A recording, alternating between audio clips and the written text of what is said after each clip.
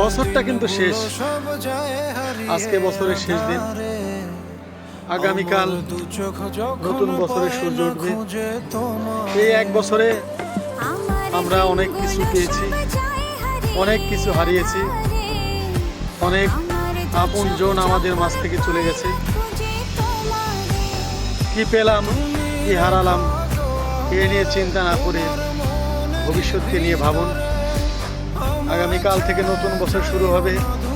যারা চলে গেছে তাদের জন্য দোয়া করবেন, যারা আসছে তাদের কথা ভাববেন।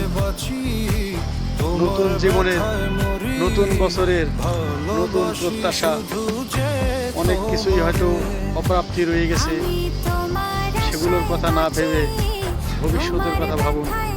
সবাই আগামীর প্রত্যাশা নিয়ে আবার নতুন করে শুরু করুন, ইনশাআল্লাহ।